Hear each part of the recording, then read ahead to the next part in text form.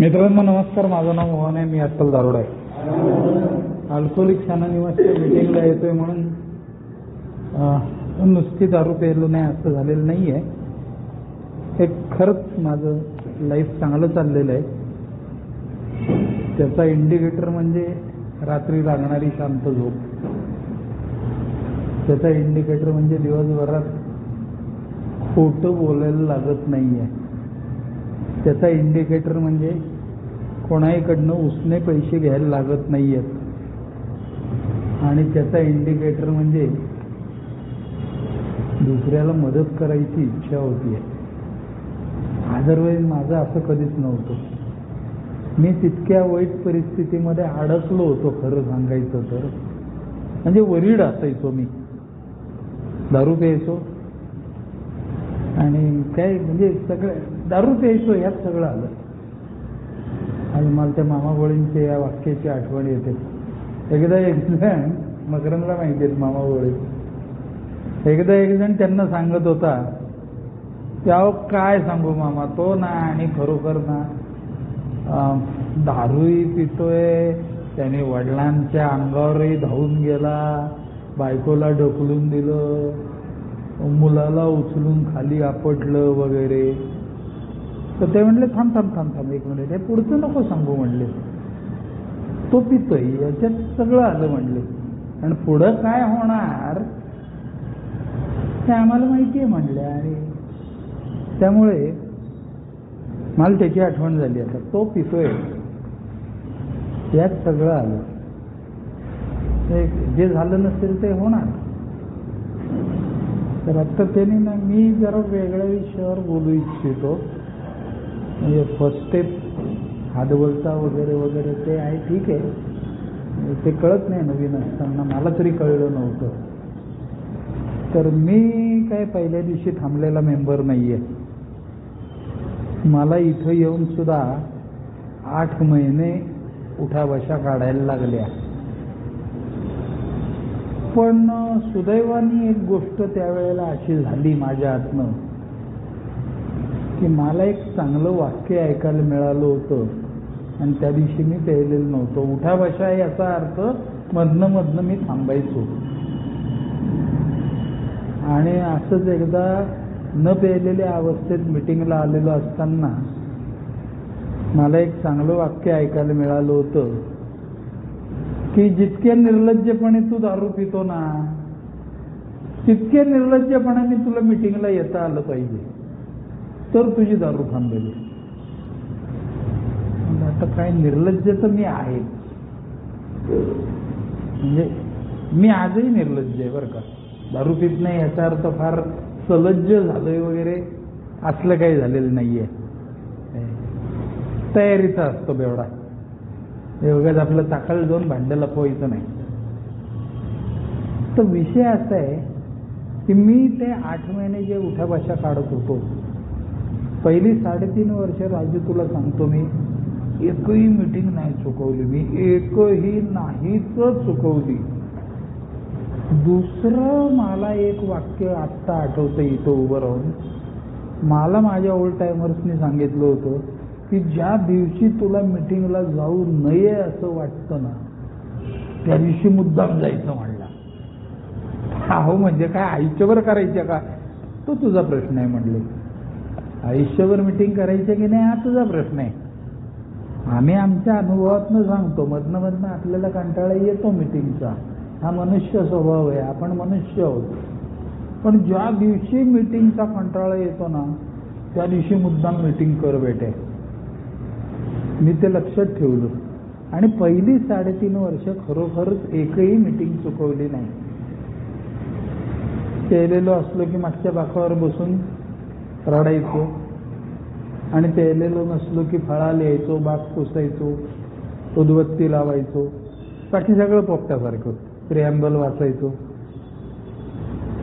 आणि इथल्या ओल्ड टायमर्सने असं सांगितलं मला की तू येतोयस हे बरं आहे, तुला वेळ लागेल पण तू येत राहा. म्हणलं वेळ का लागेल? म्हणलं तू जास्त निर्लज्ज आहे. हा म्हणजे मला तरी असं तोंडावर सांगणारे होते लोक. एक तर माझं वय 43 होतं मी आलो तेव्हा. मानसिकरित्या पूर्ण खचलो होतो. आयुष्यात काही किर्लोस्कर सोडून बसलो होतो.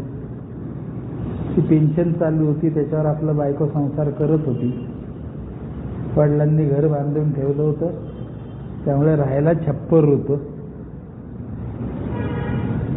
पावसाळा आला की बायको मला रेनकोट सापडत नाही करून नवीन 400 रुपयाचा आणून द्यायची. तो सापडायचा नाही म्हणजे काय, मीच त्याला बाजार दाखवलेला असायचा कधीतरी. आणि नवीन रेनकोट आला की मी तयारीतच असायचो, कुठेतरी विसरलो म्हणायचं.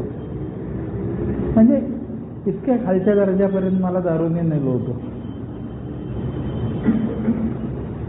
पण माझं मन कसं होतं बघा, आहे का आपलं स्टँडर्ड वेगळे.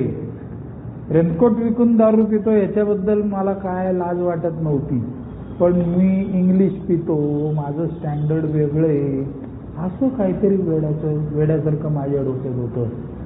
आणि दुर्दैवाने मी पित होतो. तर आत्ता शेअरिंग त्यांनी दिलं नसतं तर मी मागणारच होतो.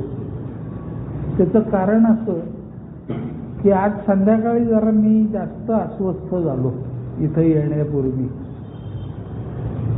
आणि मी माझ्या अस्वस्थतेचं कारण असं आहे मित्रांनो, आज मी अस्वस्थ असायचो की आपला ग्रुप इतका चांगला आहे, इतके सगळेजण आपण एकमेकांना धरून असतो काय.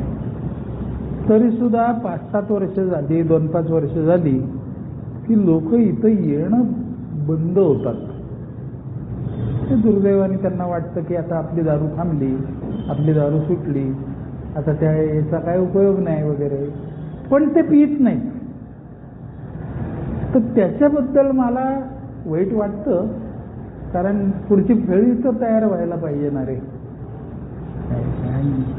मी काय, मकरंद काय, आता आमची 70 आली, आम्ही आज ना उद्या राम म्हणणार. आणि ग्रुप तर पुढे चालू राहायला पाहिजे, त्यामुळे त्या लोकांनी येणं आवश्यक आहे. पण आता असं आहे, आम्ही काय त्यांना चल रे बाबा म्हणून मेणा पाठवून इकडं आणू शकत नाही.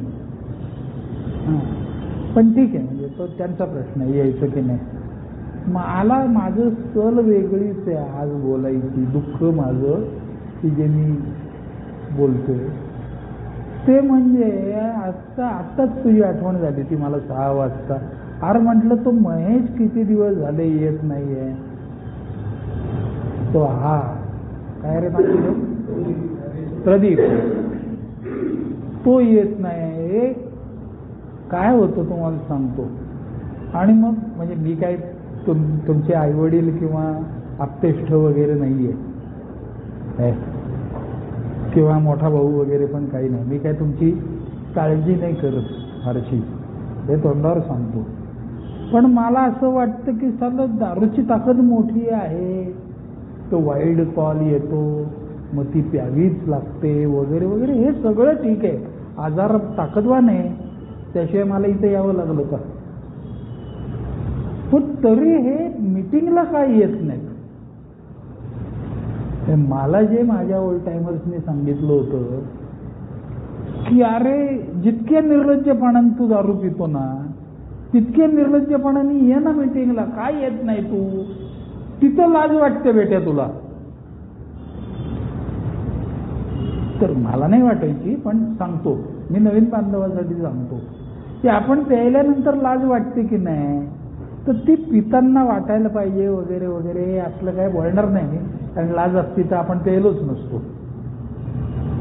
मी लाज वाटण्याबद्दल नाही बोलत आहे, लाज न वाटण्याबद्दल बोलतोय. इथं येत राहिलं ना आपण की दरवाजा बंद होत नाही रे. और अदरवाईज स्पष्ट बोलतो मी. आता थंडीचा सीझन आहे ना, माणसं मरायचा सीझन आलेला आहे बरं का. आता पावसाळा आणि थंडी, दारू पिऊन जास्तीत जास्त मृत्यू होतात, उन्हाळ्यात त्या मानाने कमी होतात.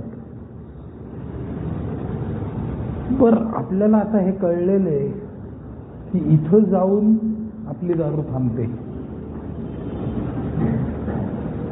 मग काय येत नाहीत माणसं इथं?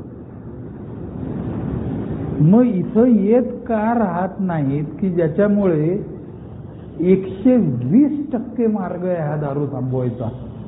बरं, इथं पैसे लागत नाहीत, इथं कोणी कोणाला अक्कल शिकवत नाही. आणि अक्कल शिकवत असेल तर आपल्यावर काही वेळ आली अक्कल ऐकून घ्यायची दुसऱ्याकडनं. इथं बस ना. मग मी असंच होतो अहो, म्हणजे माझं मन लागायचं नाही. जरा 4-2 दिवस झालेले असायचे दारू थांबून. माझ्यानंतर आलेला माणूस पुढं गेलेला असायचा, मला अपमान वाटायचा. आणि काय चाललंय राव माझ्या आयुष्यात, मला रडू यायचं. रडू म्हणजे मनातल्या मनात काय. कारण तोंड वर करून म्हणतो ना आपण, मर्द को दर्द नाही होता, मग रडायचं कसं? म्हणून रडायचं नाही. पण मनोमन मी दुःखीच असायचो. पण ह्याच लोकांनी सांगितलं हेही दिवस जातील. अरे कसे जातील म्हणलं, मी सारखी दारू पितोय, आत्ता परत माझा आजचा 9वा दिवस आहे. तर ते म्हणले तू मदत का नाही मागत? तर मी इतका निर्लज्ज होतो की मी मदत मागत नाही म्हणजे काय, मला प्यायचीच आहे म्हणून मागत नाही. ते म्हणले हेही बरोबर आहे, आम्ही असेच होतो. पण मग तू येणं का बंद करतो? तर मी म्हटलं मी नाही येणं बंद करत, मी प्यायलो असलो तरी शेवटच्या बाकावर बसतो. मग तुला वेळ लागतोय म्हणले, पण you are on the correct track. हा विषय आत्ता इथं बोलायचं कारण असं की मला आज संध्याकाळी त्रास झाला आणि एएची मीटिंग ही मला होत असलेल्या त्रासावरचं उत्तर शोधण्याचं ठिकाण आहे असा माझा अनुभव सांगतो इतक्या वर्षाचा. तर मी आता तुम्हाला अशी विनंती करतो की माझ्या ह्या होत असलेल्या त्रासावरती कोणीतरी काहीतरी उत्तर सांगा मला. त्याच्यावर मला माहीत असलेले उत्तर आहेत. मग तू येऊ नको मिटिंगला, म्हणजे तू त्या याच्यापासून दूर गेला की तुला त्रास होणार नाही. तर तसंही नाही आहे, माझा आधार आहे. अल्कोहोलिक्स अनोनिमसची मीटिंग ही माझ्यासाठी आधार आहे. म्हणजे दारू न पिण्यासाठी आधार नाही. आता 25 वर्ष होत आली म्हणजे काय दारू पिणंच असं काही नाही, पण पिणार नाही असंही नाही. असं मला इथं बसून ऐकायला मिळालेलं आहे. तर न येणं हे काही त्याच्यावरचा उपाय नाहीये. तर मी माझ्यात काय बदल करू म्हणजे ह्या पिंचिंग सेन्सेशन पासनं माझी मुक्तता होईल असं मी तुम्हाला सर्वांना मार्गदर्शन मागतो आहे. आणि मला त्रास होतो रो असं, म्हणजे एखादा दारू प्यायला तर मला त्रास होत नाही. ठीक आहे, आजार आहे, त्याला अजून त्याची हातबलता जाणवली नाही वगैरे वगैरे, मला तरी कुठं कळली होती. पण इथं येणं बंद केलं ना त्या माणसाने की मला त्रास होतो. बरं, माणसं लांब लांब राहतात हो, त्याला घरी जाऊन किती वेळा आणणार? तर त्याच्यावर मला कोणतरी आज उत्तर सांगावं अशी माझी विनंती आहे. शेअरिंग करायची संधी दिली अमोल, तू मला त्याबद्दल थँक्यू.